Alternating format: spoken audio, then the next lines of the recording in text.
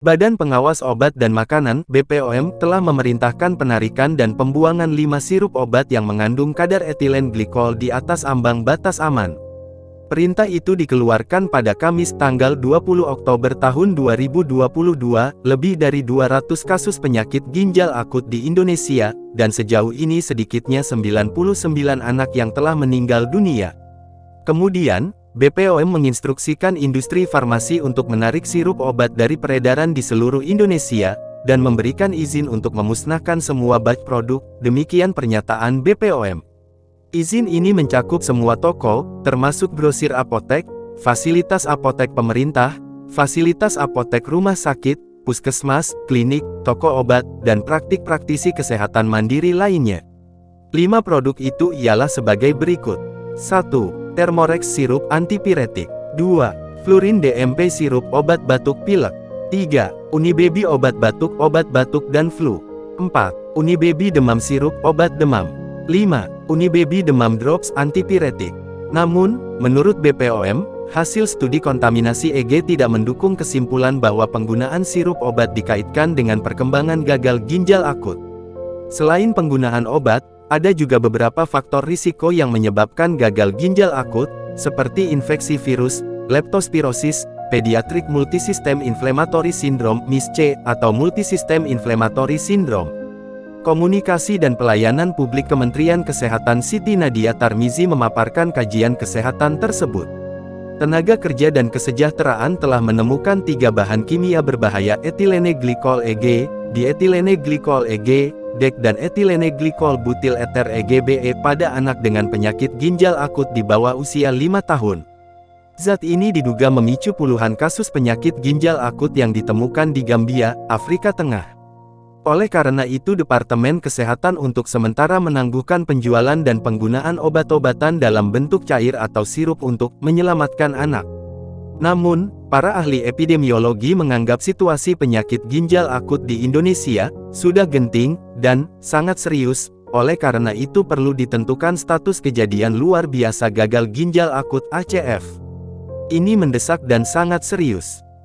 Juru bicara Kementerian Kesehatan, Muhammad Syahril, mengungkapkan, dalam pemeriksaan yang dilakukan terhadap sisa sampel obat yang dikonsumsi pasien anak, ditemukan jejak senyawa yang berpotensi mengakibatkan gangguan ginjal akut progresif atipikal. Untuk meningkatkan kewaspadaan untuk pencegahan, kata Syahril, pihaknya sudah meminta seluruh tenaga kesehatan di fasilitas kesehatan untuk sementara ini tidak meresepkan obat atau memberikan obat dalam bentuk cair atau sirup sampai hasil tuntas. Ini diambil langkah dengan maksud dugaan-dugaan ini sedang kita teliti. Untuk menyelamatkan anak-anak kita maka diambil kebijakan untuk melakukan pembatasan ini, jelasnya dalam konferensi pers yang digelar Rabu, 19/10. Pembatasan ini tak hanya berlaku bagi obat cair atau sirup untuk anak saja, namun juga bagi dewasa. Syahril menambahkan, Kementerian Kesehatan telah meminta apotek untuk sementara tidak menjual obat bebas dalam bentuk cair atau sirup pada masyarakat, sampai hasil penelusuran dan penelitian yang dilakukan Kementerian Kesehatan dan BPOM tuntas. Tetapi, kebijakan penyetopan sementara obat cair atau sirup ini memicu kekhawatiran orang tua yang telah memberikan obat jenis itu kepada anak-anak mereka, seperti yang dialami ibu muda di Yogyakarta yang baru saja memberikan obat sirup paracetamol kepada anak balitanya yang berusia 4 tahun. Saya pribadi baru saja memberikan paracetamol ke anak saya beberapa hari yang lalu dan udah terlanjur ngasihnya, kenapa baru sekarang? Padahal kasusnya kan sudah lama ya, sejak Juli sudah ada. Jadi ya khawatir sih akhirnya ke anak saya, ujarnya. Di Yogyakarta, tercatat ada 13 anak dengan gangguan ginjal akut, 6 diantaranya meninggal dunia. Kepala Dinas Kesehatan Daerah Istimewa Yogyakarta, Pembajun Setianingastuti, menjelaskan gejala umum yang dialami anak-anak tersebut. Kalau dilihat rentang 3-5 hari itu salah satu tanda yang krusial urinenya tidak keluar seperti biasa atau tidak keluar urinenya, jelasnya. Berbeda dengan gangguan ginjal pada orang dewasa yang disebabkan karena hipertensi dan diabetes mellitus, hingga kini memang belum diketahui dengan pasti penyebab gangguan ginjal pada anak. Kita tidak bisa mengatakan bahwa ini karena penyebabnya ABC, ini perlu kehati-hatian. Jadi masih kita sebut anon etiologi, Jadi memang tidak diketahui penyebabnya sampai nanti dari Kementerian Kesehatan akan memberikan informasi. Kebijakan penyetopan sementara obat cair atau sirup ini menuai kekhawatiran orang tua yang telah memberikan obat jenis itu kepada anak-anak mereka. Langkah pembatasan obat cair atau sirup yang dilakukan oleh pemerintah Indonesia, disambut positif oleh pakar epidemiologi dari Universitas Griffith di Australia, Diki Budiman.